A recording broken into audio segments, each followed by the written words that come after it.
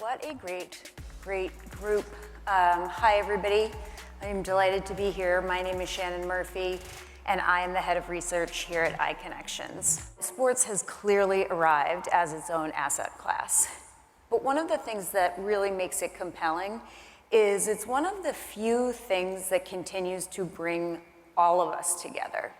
Whether it's Super Bowl, very high profile, large scale tournaments, or more grassroots, like a pickup game or just playing down the block.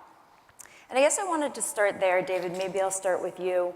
What do you think it is about sports that does such a good job of drawing people together across the globe, across communities, and makes it such an interesting corner of the investing market? Well, I think, when you think about from the investor perspective, you think about who your customer, the fan, right? And the fan experience and, the community it brings, the camaraderie it brings, whether it's, families having a tradition watching a game, whether it's on their sofa, going to the venue, or, calling one of your buddies who you went to college with saying, hey, let's go, something like that. I just think the connection. What is investing in sport in 2025? How has it changed, and is it what people think it is?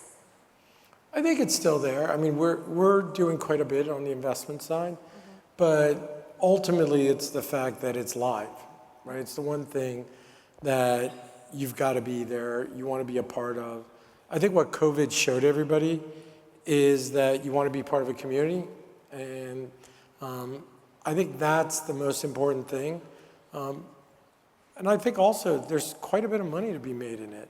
I think with what David was doing in Philly, what Eli's doing in his new venture, what we're doing in our venture, it's an asset class that you're literally in the first inning. Eli, obviously your family has such a legacy in football, extremely successful career. When you were really thinking about making that transition to what do you want to have for your second career and how are you going to spend your time, how did you think about that? What were you vetting? Well, I knew I wanted to do something involved in sports just because it's been such a big part of my life, and it's been interesting to see, obviously in the news lately with private equity getting involved in NFL and getting ownership, but that's getting all the talk, but just to see all the different opportunities to invest in sports and the adjacencies around it, whether it be in media, in content, in equipment, in so many different areas and venues around it, in real estate, and so the consumer products around it. So I think that's kind of what is interest in me. And youth sports has been something. I have 4 kids. I think I'm buying 15 uniforms a year for my kids, and so I understand the power of youth sports and the parents that want to get their kids involved in it. That was a big part of why the company Brand Velocity Group bought into a youth sports uniform and Score Sports. The passion that sports bring to your family, that people have around it. People want to get involved in it. They're looking for ways to invest in it and trying to find the best ways that you can have that passion, but also know that it's a great way to make a good investment. People have a love for sports that you're just never going to be able to overcome. I mean, you've seen it, Eli. Whoever's a Giants fan is a Giants fan, like for life. You're God to a lot of people, and it's nice. I want to be God. So, but there's things you just can't describe, and the economics don't make sense on day one. They will make sense 5 years, 10 years from now. Could you tell us a little bit more about this specific project? What is your vision? What are you thinking about? What do you think is going to define the next generation for fan experience? We had told Comcast very amicably, I did it 3 years ago, so I did it 10 years in advance, that when our lease is up, we're going to move into a new building. And really just control our fan experience in sports has changed a lot. And Mark went through it with his partners. They did an amazing building if you haven't seen it. But what they did, which is kind of, I think, kind of ahead of its time, is what is the pre and post game experience for a fan? And so my vision for Philadelphia was, how do you create something? Look, let's make no joke about it, no secret. It's expensive to take your family. You have 2 kids, 3 kids, 4 kids, and you're going to a game or a sporting event. You want to give them a great piece of entertainment. And so my opinion is that entertainment should start before you walk in the building.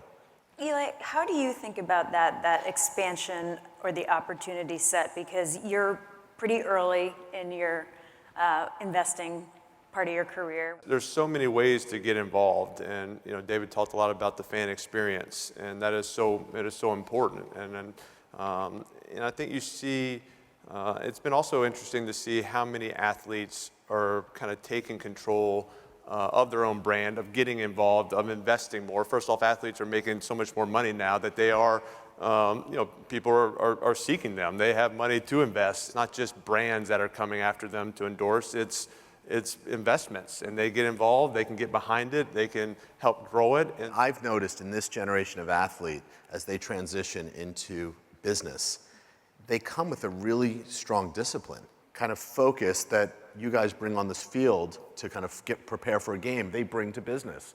For us, I think Giannis has 10 million Instagram followers, right? So you got 10 million people who are following you. I have 600. wow, I'm one of them. I'm following. Yeah, right. So, but that's a big thing. Like, it's not, they're able to use that knowledge base. Like, how can I make money off the field? Yeah. Whereas I think when you got started, it was very much, I got to make sure I'm making money on the field, right? And if I get hurt, I'm screwed. Whereas I think today's players understand there's more and are very receptive to trying to figure out what to do. When I first got into it, no players talked about investments. That wasn't a thing. You kind of like, hey, if I talk about anything off the field, the media will attack me. It was almost like forbidden in the sense, I think you just knew that, hey, this is my time to play football. I got to put all my efforts into my craft, into my sport, and I'll figure out the next chapter when it's all done. And I think that is not the case anymore. Athletes are taking control of it. They understand. They want to learn, and there's mentors out there that can help them invest in real companies, to put their money to work in good use, and taking care of it, understanding that they can set up their life right now and put it into real companies involved in real things. And I think it's wonderful. What is your view of the family office space and how that can really increase and improve, build out, develop the entire opportunity set? Family offices, in my opinion, are always at the forefront. They're always the ones in the beginning. And then you start having the endowments and institutions, but family offices always lead the way. And part of that is because they're willing to take more risk. They get it, they understand it, and they see the opportunity. I think it's a little bit like private equity was in the beginning.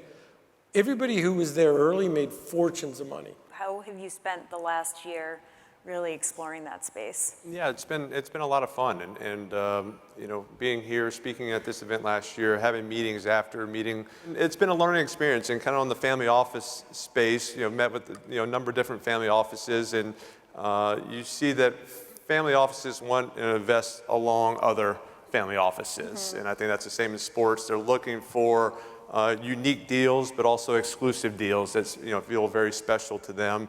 And also seeing it, and these guys know, a lot of sports owners have their own family office, and they like to invest in the industries that have made them wealthy, and they want to invest in the sports industry, in that ecosystem, because they believe in it and want to help grow it and make a difference in the next generations coming along. And I'm just curious how each of you looks at the opportunity set specifically around the college sport component of this asset class now. I think it's the next frontier. I really do. But if you're a team, like you don't have a choice, like because of NIL. Like you've got to sort of pay the players, and if they don't do well or if they don't win, it hurts the program. So I think you're going to see over the next 5 years a bunch of college programs are going to sell. We're negotiating.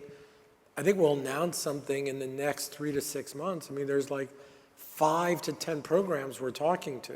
There's two sides, figuring out the deals for the school, and then even on the capital side, like, all right, Mark goes in and uses his fund, How does he create liquidity for that, right? Is there another fund there to buy? I mean, it's a new ecosystem that will get started and evolved. And yeah, I agree with what Mark said earlier. Early folks generally do better.